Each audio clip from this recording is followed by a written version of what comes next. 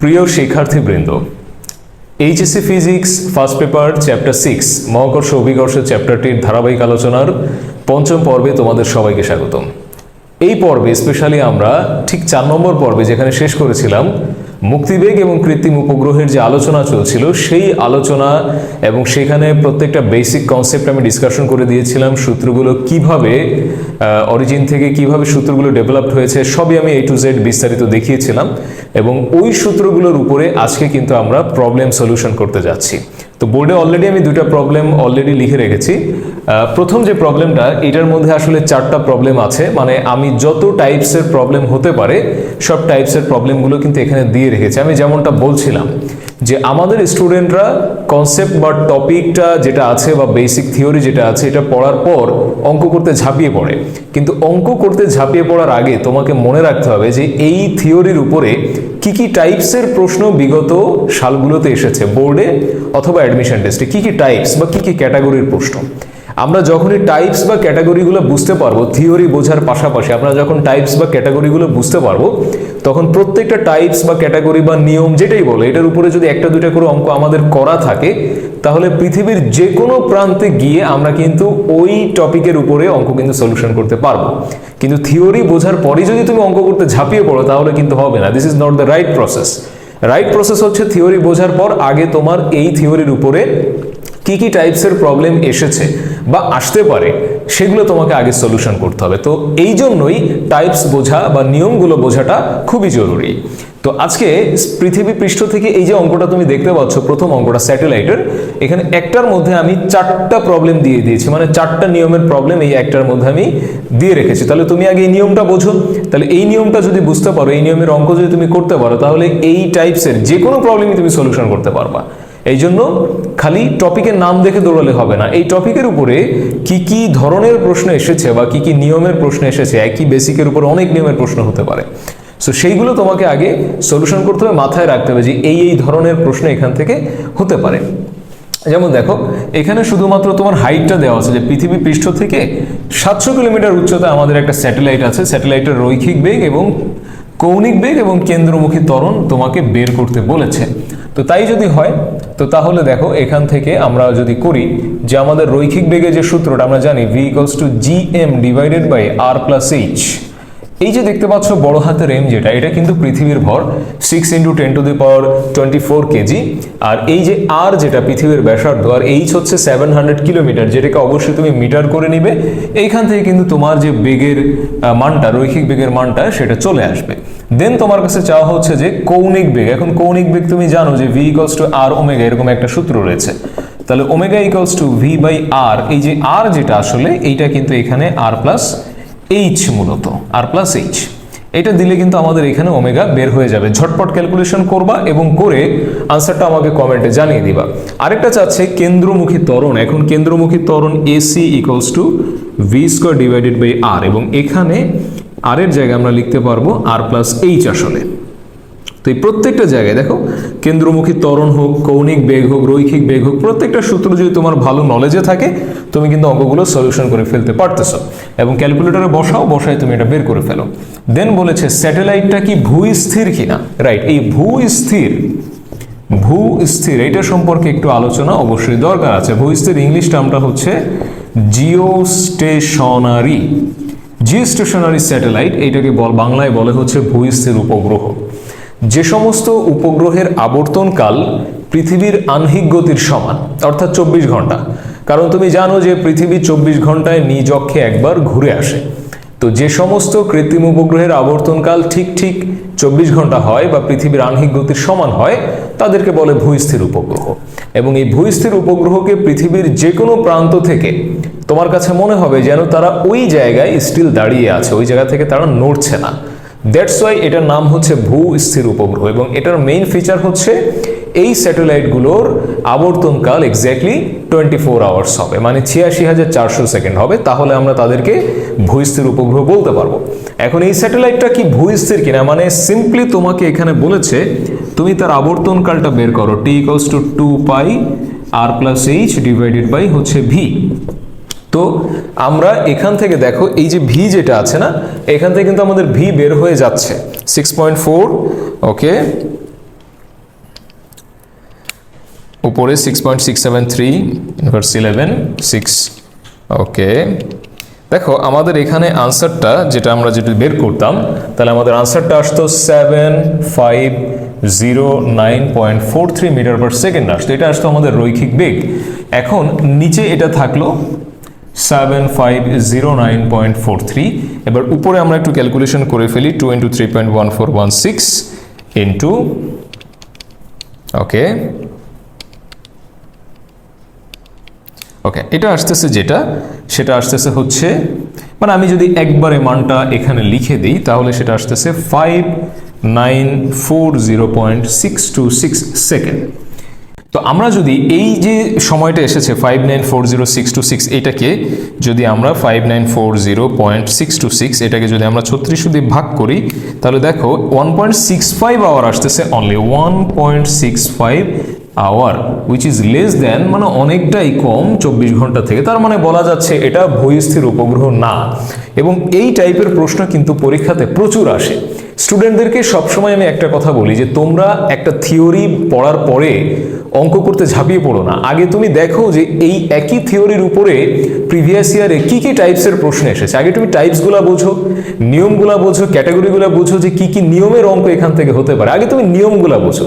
এবং আমি সবসময় স্টুডেন্টদেরকে নিয়মগুলো বুঝিয়ে দেওয়ার চেষ্টা করি, ক্যাটাগরিগুলো বুঝিয়ে দেওয়ার চেষ্টা করি, বা টাইপসগুলো কি কি আছে এগুলো ধরে ধরে আমি বুঝিয়ে দেওয়ার চেষ্টা করি। স্টুডেন্টরা যখন অঙ্কের টাইপস বুঝতে পারে যে কি কি টাইপসের অঙ্ক হতে পারে, ধরো 5টা টাইপসের অঙ্ক হতে পারে, সে যদি 5টা টাইপস তার মাথায় থাকে, সে যদি 5টা টাইপস বুঝতে পারে, ওখান থেকে 5 কোটি অঙ্ক করা পসিবল। এই জন্য থিওরি ক্লিয়ার করার পরেই আগে অঙ্কে ঝাঁপিয়ে পড়বা না, আগে দেখবা যে প্রিভিয়াস ইয়ারের কোশ্চেন অ্যানালাইসিস করবা যে এই থিওরির উপরে কি কি প্রশ্ন হয়েছে প্রিভিয়াস ইয়ারে অ্যাডমিশন টেস্টে বা বোর্ডে, এবং কি কি প্রশ্ন হতে পারে প্রবাবল। সো এগুলা পড়ার পরে হচ্ছে তোমার এগুলো অ্যানালাইসিস করার পরে টাইপসগুলো বোঝার পরে অঙ্ক করতে বসবা। তাহলে বাংলাদেশের যে কোনো বই, পৃথিবীর যে কোনো বই, বাংলাদেশের যে কোনো পরীক্ষার প্রশ্ন তুমি অবশ্যই সলিউশন করতে পারবা। তো এখানেও দেখো এই যে স্যাটেলাইটটাকে ভূস্থির কিনা এটা নিয়ে কথা বলেছে, এইরকম প্রশ্ন বহুবার আসছে পরীক্ষায়, অ্যাডমিশন টেস্টে বলো, বোর্ডে বলো, তার মানে এটা বোঝা যাচ্ছে যে ভূস্থির না। পরেরটা বলেছে ভূস্থির যদি করতে হয় তাহলে কত উচ্চতায় রাখতে হবে, মানে স্রেফ বলেছে ভূস্থির উপগ্রহে যদি আমি পরিণত করতে চাই তাহলে কত উচ্চতায়। এখন স্যাটেলাইটের উচ্চতার যে ফর্মুলাটা এটা কিন্তু আমরা এর আগের লেকচার এটা আমরা করেছি, that is h = gmt square divided by 4π square whole to the power 1/3 minus হচ্ছে r। তো এখানে মনে রাখবা এইখানে যে টিটা আছে এটা 24 ঘন্টা, অর্থাৎ 86,400 সেকেন্ড তুমি ইউজ করবা। তো সেটা ইউজ করার পরে কত হাইট আসে এটা তোমাকে বের করে দেখাতে হবে। আর আরেকটা কোশ্চেন হচ্ছে ওই 700 কিলোমিটার হাইট থেকে একে যদি মহাশূন্যে পাঠাতে হয় তাহলে কত শক্তি প্রয়োজন এবং কত বেগের প্রয়োজন। একই কথা, ওখানে মহাশূন্যে পাঠাতে গেলে একই কথা ইন দ্যাট সেন্স যে পাঠাতে হলে কত কাজ করতে হবে, মানে কত শক্তি দরকার, এবং সেখান থেকে তুমি জানো যে ওই শক্তিটাই পরবর্তীতে কাইনেটিক এনার্জিতে রূপান্তরিত হয় এবং সেখান থেকে একটা বেগ পেয়ে যাচ্ছে, যেটাকে আমরা বলি হচ্ছে মুক্তিবেগ। যেহেতু এটাকে মহাশূন্যে পাঠাতে হবে তাহলে মুক্তিবেগের ব্যাপার। তো আমি এর আগের লেকচারেও তোমাকে অবশ্যই আমি বারবার বলার চেষ্টা করেছি যে যখনই এরকম এমন হাইটে পাঠাবো যেখান থেকে আর কখনো ফিরে আসবে না, এটার জন্য অবশ্যই তোমাকে আগে ওয়ার্ক ইন্টিগ্রেশন করে দেখাতে হবে। এটা কিন্তু ভূপৃষ্ঠে নাই, ভূপৃষ্ঠ থেকে অলরেডি হাইটে আছে। তো লোয়ার লিমিটটা হবে r+h, আপার লিমিটটা হবে ইনফিনিটি।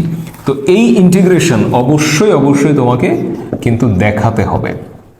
তাহলে ইন্টিগ্রেশন এখানে থাকলো gmm/r² dr, ভূপৃষ্ঠ থেকে অলরেডি একটা হাইটে আছে এই জন্য আমরা r+h লিমিট এখানে দিয়ে নিলাম। তো gmm ডিভাইডেড বাই r² এখানে উপর উঠে গেল dr r+h থেকে ইনফিনিটি। ফাইন, এবার তুমি ইন্টিগ্রেশনটা নামায়ে এখানে একবারে -1/r লিখে দিতে পারো, r+h থেকে উপরে ইনফিনিটি। তাহলে gmm -1/∞ প্লাস 1/r+h হয়ে গেল।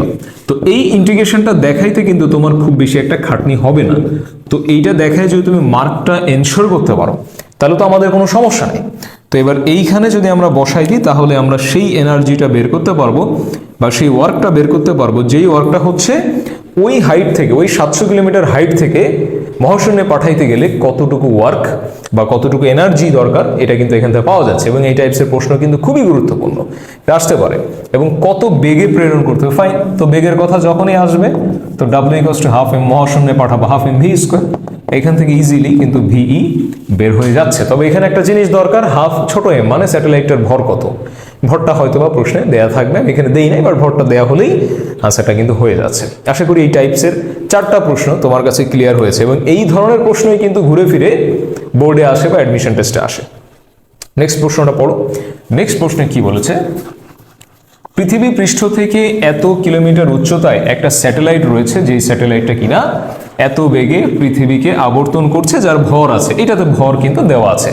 এবং মনে রাখো এই প্রশ্নটা হচ্ছে যশোর বোর্ডের 23 সালের একটা প্রশ্ন, এইচএসসি 23 যশোর বোর্ডের একটা প্রশ্ন।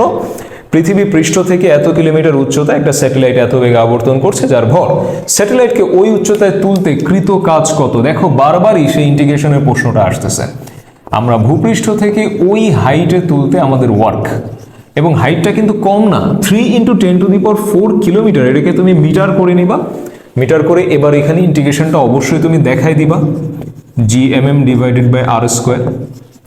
অবশ্যই এখানে তুমি ইন্টিগ্রেশনটা দেখাবা যখন এই প্রশ্নটা সলিউশন করবা। তো gmm এখানে আমি একবারে লিখলাম -1/r, r থেকে r+h, এবং এটা করলে কিন্তু দেখো এই রাশিমালাটা আমি এর আগেও তোমাকে দেখিয়েছি, আবারও আমি দেখাই দিচ্ছি।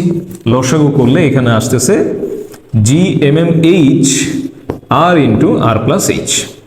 তো এখানে দেখো প্রশ্নটা করেছে যে কৃত কাজ কত বা ওই উচ্চতায় সঞ্চিত শক্তি কত, একই যে কোনোটাই আসতে পারে।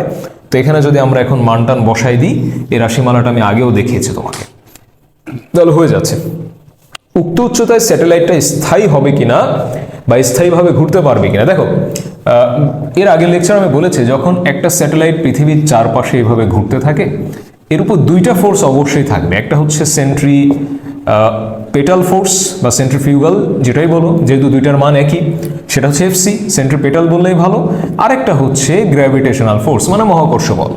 তো স্থায়ী কক্ষপথে সে তখনই ঘুরতে পারবে যখন তার সেন্ট্রিপেটাল ফোর্স এবং গ্র্যাভিটেশনাল ফোর্স এই দুটো সমান হয়। তার মানে এফসি = এফএম যদি হয় তাহলেই হবে। তাহলে আগে আমরা এফএমটা বের করতে পারি, gmm / r²। দেখো এখানে ডিস্টেন্সটা দেওয়া আছে যে পৃথিবী পৃষ্ঠ থেকে এত, তাহলে পৃথিবী পৃষ্ঠ থেকে যদি এত হয় তাহলে ছোট আর মানে কি বলা যাচ্ছে, r+h বলা যাচ্ছে, বের করব। এবং দেন বের করব হচ্ছে এফসি মানে mv² / r, তাহলে mv² / r+h। এখানে দেখো যে ভি যেটা, এটা কিন্তু দেওয়া আছে, এই যেখানে ভি দেওয়া আছে 3 কিলোমিটার/সেকেন্ড, অবশ্যই মিটার/সেকেন্ড করে নিবা। তো এখান থেকে আমরা যদি দেখি যে ফাইনালি ইয়েস এফসি = এফএম, তার মানে সেটা স্থায়ী। আর যদি সেটা না হয় তার মানে স্থায়ী না। এটা যশোর বোর্ড 23-এর একটা প্রশ্ন। আশা করি 2টা কোশ্চেন বোঝা গেল। এবার চলো আরো কিছু প্রবলেম সলিউশন করা যাক। প্রিয় শিক্ষার্থীবৃন্দ, দেখো তোমাদের জন্য আরো 2টা প্রবলেম আমি এখানে সেট করেছি। প্রথমটা বেশ মজার একটা প্রবলেম। এক ব্যক্তি ভূপৃষ্ঠে 1 লাফ দিয়ে সর্বোচ্চ 3 মিটার উচ্চতায় উঠতে পারে। আচ্ছা, পৃথিবীর সমান ঘনত্ব বিশিষ্ট এমন একটা গ্রহ আছে যেখানে একইভাবে লাফ দিয়ে সে নাকি মহাশূন্যে হারিয়ে যেতে পারে। মজার বিষয়, পৃথিবীর একটা ভালো মানের গ্র্যাভিটি আছে 9.8, যেটা আমরা জানি। তো এখানে 1 লাফ দিয়ে ওজনের কারণে 3 মিটার পর্যন্ত উঠে আবার নেমে যেতে হয়। বাট এমন একটা গ্রহ আছে যেখানে ওই একইভাবে লাফ দিবে একই লোক, কিন্তু সে নাকি মহাশূন্যে হারিয়ে যাবে। মজার একটা কোশ্চেন। তাহলে ওই গ্রহটার রেডিয়াসটা কত আসলে? দেখো এখানে তুমি জানো যে 1 লাফ দিয়ে v² = u² + 2gh, আমরা ইউ ওটা এলিমিনেট করে আমরা যদি ডিরেক্ট এইভাবে লিখি v = √2gh, নো প্রবলেম। তার মানে এখান থেকে কিন্তু আমরা ওই লোকটার যে 3 মিটার হাইট পর্যন্ত যে উঠবে, সে বেগটা কিন্তু আমরা বের করে ফেলতে পারছি যে ওইখানে উঠে সে কত বেগ পাচ্ছে, দ্যাট ইজ 7.66 মিটার/সেকেন্ড। তো 7.66 মিটার/সেকেন্ড এটা পৃথিবীর জন্য তো কোনোভাবেই মুক্তিবেগ না, কারণ পৃথিবীর মুক্তিবেগ তো 11.2। কিন্তু ওই গ্রহে এই বেগটা যখনই সে পাবে, সে নাকি ওখানে আর থাকতে পারবে না, মহাশূন্যে হারিয়ে যাবে। তার মানে ওই গ্রহের জন্য এটাই হচ্ছে আসলে মুক্তিবেগ। তো ওই গ্রহের জন্য, এই যে আমি লিখে রাখি, এটা ওই গ্রহের জন্য মুক্তিবেগ, ওই গ্রহের জন্য এটাই হচ্ছে মুক্তিবেগ। আচ্ছা, যেটা পৃথিবীর জন্য মুক্তিবেগ আসলে না। তো ঘনত্বের কথা যেহেতু এখানে আসছে যে পৃথিবীর সমান ঘনত্ব বিশিষ্ট এমন একটি গ্রহ আছে, তো ঘনত্বের কোশ্চেন আসলে দেখো পৃথিবীর জন্য তুমি জানো g = 4/3 পাই রো জি আর, আর ওই গ্রহের জন্য বলি তাহলে g 4/3 পাই রো প্রাইম জি আর, এটা আমরা বলতে পারি আর প্রাইম। তাহলে আমরা যদি একটু ভাগ করে দেখি, g'/g = দেখো সব কেটে সমান ঘনত্ব, পৃথিবীর ঘনত্ব আর ওই গ্রহের ঘনত্ব সমান, শুধু এই একটাই তথ্য তোমার জন্য আছে। তুমি যদি প্রশ্নটা ভালো করে পড়ো, তুমি দেখবা যে একটা তথ্য তোমার জন্য এখানে ক্ল্যারিফাই করা আছে যে ঘনত্বটা সমান। তাহলে সবকিছু কেটে কুটে r'/g আর কিন্তু এখানে থাকে, তার মানে G prime equals to G R prime by R, এটা কিন্তু তুমি এখান থেকে লিখে রাখতে পারতেছো। এইবার ওই গ্রহের হিসাবে আসি। ওই গ্রহের জন্য V prime equals to 2g prime into R prime, তো এখানে অবশ্যই 7.66 আমরা লিখে দিব যেহেতু ওই গ্রহের মুক্তিবেগ এটা। Okay, G R prime divided by R into R prime, এইভাবে। এবার আমরা যদি হোল স্কোয়ার করি 7.66 এর হোল স্কোয়ার, এখানে থাকলো 2g, এটা পৃথিবীর অভিকর্ষ ত্বরণ, আর প্রাইমের হোল স্কোয়ার ডিভাইডেড বাই হচ্ছে আর। তো এইবার যদি তুমি ক্যালকুলেশনটা কন্টিনিউ করো, তুমি এখানে পাচ্ছ, দ্রুত ক্যালকুলেশন করার চেষ্টা করবে, into 6.4, okay, divide by 2, 9.8, root over answer. এটা আসতেছে 4381.78 মিটার। খুব ছোট্ট একটা গ্রহ, যে এই গ্রহের ব্যাসার্ধ হচ্ছে অনলি 4381.78 মিটার। খুব মজার একটা অঙ্ক। এর পরের প্রশ্নটা একটু পড়ো। পরের প্রশ্নে বলেছে যে চাঁদকে সুষম গোলক কল্পনা করা হলো, চাঁদের কেন্দ্র থেকে এত উচ্চতা একটা স্যাটেলাইট, মানে ছোট হাতের আরটা একবারে দিয়ে দিয়েছে, পৃষ্ঠ থেকে ওই কাহিনীটা করে নাই, সরাসরি সেন্টার থেকে বলেছে যে চাঁদের কেন্দ্র থেকে এত উচ্চতা একটা স্যাটেলাইট ঘুরছে, চাঁদের পরিধি দেওয়া আছে, মানে পরিধি থেকে তুমি কিন্তু ব্যাসার্ধ বের করতে পারবা এবং ঘনত্বটা দেওয়া আছে। তাহলে স্যাটেলাইটের রৈখিক বেগ কত সেটা তোমাকে ফাইন্ড আউট করতে হবে। তো এখানে পরিধি যদি দেওয়া থাকে তাহলে আমরা জানি যে 2πr ইকুয়ালস টু, ওখানে বলা আছে 10.048 10⁶ মিটার। তাহলে এখান থেকে তুমি কিন্তু সুন্দরভাবে স্মল আর যেটা এটা বের করে ফেলতে পারছো, 10.048 ওকে, ডিভাইডেড বাই 2, ওকে ওকে, এটা আসতেছে হচ্ছে 1585 আছে সাথে, ইন্টু 129 মিটার এটা আসতেছে। তাও আমি আরেকবার চেক করে নিব, 10.048, ওকে ওকে, তাহলে এটাই আসতেছে। তো এটা হচ্ছে ওটার চাঁদের যে ব্যাসার্ধ সেটা। তো এটা রৈখিক বেগ চাচ্ছে। দেখো রৈখিক বেগ বের করতে গেলে কিন্তু তোমার যে সূত্রটা ছিল v equals to gm divided by r, এইটা ছিল। এখন এটা কিন্তু চাঁদের ভর, চাঁদের নিয়ে যেহেতু কথা হচ্ছে, চাঁদের সাপেক্ষে যেহেতু হিসাব, তাহলে চাঁদের ভর আমার জানা নেই, তো কিন্তু আমি এটা জানি m ইকুয়ালস টু হচ্ছে রো ইন্টু v, এটা আমি জানি। তো ঘনত্বটা দেওয়া আছে 1742.3, আর আয়তন হবে, সুষম গোলক ধরতে বলেছে 4/3πr³। এই সূত্র থেকে কিন্তু তুমি চাঁদের যে ভরটা, এই ভরটা কিন্তু তুমি পেয়ে যাচ্ছ। তো তাহলে ব্যাসার্ধ যেহেতু চলে আসলো, এটা আমরা কিউব করে নিব। ওকে ওকে, হয়ে গেল, ইন্টু 1742.3। তাহলে এটা দেখা যাচ্ছে 2.98 10⁻22 কেজি, এরকম কিছু একটা আসতেছে, ইন্টু 6.673, ওকে, ডিভাইডেড বাই দূরত্বটা দেওয়া আছে দেখো 2 × 10⁶, রুট ওভার আনসার। এটা আসতেছে 997.929 মিটার পার সেকেন্ড। তার মানে ওই উচ্চতায় যে রৈখিক বেগটা, এটা কিন্তু আমরা পেয়ে যাচ্ছি। এবার বলেছে স্যাটেলাইটকে যদি আমরা এত বেগে ওখান থেকে উৎক্ষেপণ করি তাহলে তার পরিণতি কি হবে। দেখো এর আগের লেকচারে আমি মুক্তিবেগ পড়ানোর পরে মুক্তিবেগের 5টা অনুসিদ্ধান্ত পড়িয়ে দিয়েছিলাম, যে কখন সে ভূপৃষ্ঠকে উপবৃত্তাকার পথে চলে যাবে সেখান থেকে, বা কখন বৃত্তাকার উপগ্রহে পরিণত হবে, বা কখন উপবৃত্তাকার পথে প্রদক্ষিণ করবে, কখন পরাবৃত্তাকার, কখন অধিবৃত্তাকার, এটা আমি বলেছিলাম।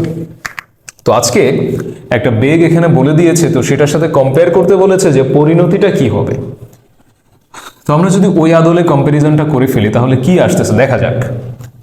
আমরা আগে মুক্তিবেগটা বের করি।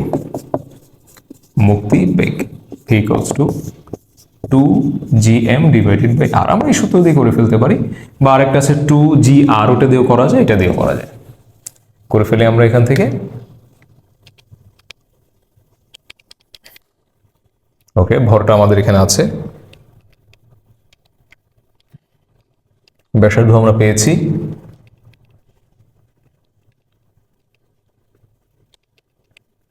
ওকে, 1577.0095 মিটার পার সেকেন্ড। ঠিক আছে, 1000 দিয়ে আমরা ভাগ রাখি তাহলে আমাদের আসতেছে 1.577 কিলোমিটার পার সেকেন্ড। এটা আসতেছে। কিন্তু সেখানে বলেছে তুমি উৎক্ষেপণ করবা হচ্ছে 1.7538। তো এটা থেকে কিন্তু আসলে এটা আসলে অনেক বড়, 1.7538 মানে ভালোই বড়, সেটা বলা যাচ্ছে কিলোমিটার পার সেকেন্ড। যেখানে চাঁদের মুক্তিবেগ হচ্ছে 1.577, সেখানে তুমি লঞ্চ করতেছো 1.75, তার মানে অবশ্যই বেশি বেগে লঞ্চ করছো। তাহলে যখন মুক্তিবেগের থেকেও বেশি বেগে লঞ্চ করা হয়, তাহলে আমরা ওখানে অনুসিদ্ধান্তে কি দেখেছিলাম, যে সেটা পরাবৃত্তাকার পথে গ্রহের পৃষ্ঠ ছেড়ে যাবে এবং মহাশূন্যের চিরতরে হারিয়ে যাবে। তাহলে তুমি এই অ্যান্সারটা দেখানোর পরে অবশ্যই লিখে দিবা যে যেহেতু মুক্তিবেগ অপেক্ষা বেশি বেগে লঞ্চ করা হয়েছে, তো সেই ক্ষেত্রে এটা চন্দ্রপৃষ্ঠকে একটা পরাবৃত্তাকার পথে ছেড়ে যাবে এবং মহাশূন্যে হারিয়ে যাবে, চিরতরে হারিয়ে যাবে, কখনোই আর ফিরে আসবে না। That's it. ঘয়ের যে প্রশ্নগুলো থাকে এটাও কিন্তু একটা বোর্ডের কোশ্চেন। ঘয়ের প্রশ্নগুলোতে লাস্টে এইভাবে বিশ্লেষণটা লিখে দিতে হয়। আশা করি মুক্তিবেগ এবং স্যাটেলাইট নিয়ে এই যে প্রবলেমসগুলো এখন সলিউশন করলাম, এখানে প্রত্যেকটা টাইপসের প্রবলেম আমি কিন্তু সলিউশন করে দিয়েছি। আমি সবসময় টাইপের উপর জোর দিই বা নিয়মের উপর জোর দিই। তো মুক্তিবেগ এবং স্যাটেলাইটের উপরে যে যে নিয়মের অঙ্ক হতে পারে আমি কিন্তু করিয়ে দিয়েছি। এবার টাস্ক কিন্তু তোমার কাজ এখন মুক্তিবেগ এবং স্যাটেলাইট রিলেটেড যত প্রশ্ন আছে তোমার বইতে, যেগুলো বোর্ডে এসেছে বা অ্যাডমিশন এসেছে প্রিভিয়াস ইয়ারে, বা বইতে যে এক্সারসাইজে যেগুলো আছে এগুলো কিন্তু করে ফেলা এখন তোমার ডিউটি। সো ঝটপট পড়তে বসে যাও এবং মুক্তিবেগ এবং স্যাটেলাইটের বেসিকগুলো দেখে অবশ্যই অঙ্কগুলো করা শুরু করো।